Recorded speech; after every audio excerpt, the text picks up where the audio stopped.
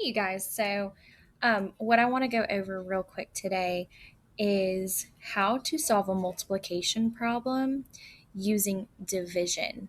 So, here on my paper, you see I have two little houses. The one on the left, we're going to call it a shed, and the one on the right is going to be a house. So, we're going to pretend like Mr. Hall's shed is 8 feet tall. So, if you look at the shed here on the left, you can see I've marked it with 8 feet. And his house is 24 feet tall. So the one on the right, 24 feet, which I've already labeled.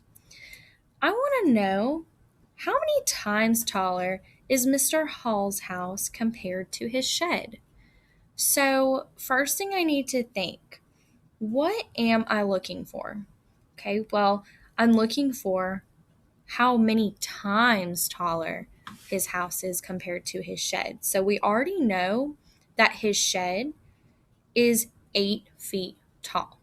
So I know his shed is 8 feet tall. I also know that his house is 24 feet tall. But I want to know how much taller it is, how many times.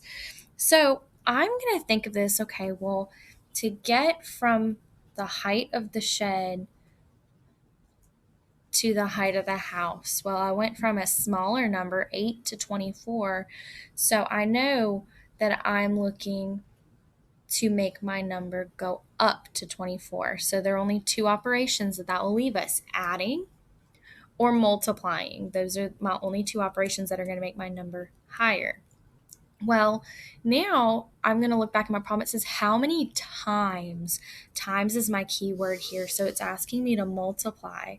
But what it doesn't tell me is what I'm multiplying by to get the height of 24. So I'm actually missing something here. Now, in my last video, I talked about how multiplication and division are inverse or opposite operations. So when I'm multiplying, the opposite would be dividing, and when I'm dividing, the opposite would be multiplying. So here, because I don't have this is what I'm trying to look for, how many times larger this is, I'm actually going to have to change my problem into division. So again, I know now that his house is 24 feet tall. So I'm going to make this 24 feet. This is now going to become my dividend.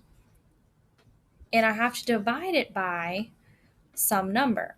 Well, essentially what I'm looking for is how many of these 8-foot sheds am I going to need to make the same height of his house.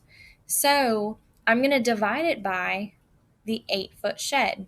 I'm going to say, well, how many of these sheds will go into this house? And that should tell me how many times greater it is. So now I'm going to divide 24 by 8. Or if you know off the top of your head, you could think, well, what can I multiply? 8 times what is going to give me 24? And I would know that 8 times 3 is going to give me 24. Now, this isn't 3 feet. This is how many times larger his house is compared to his sheds. That means 3 of those sheds can fit inside that house.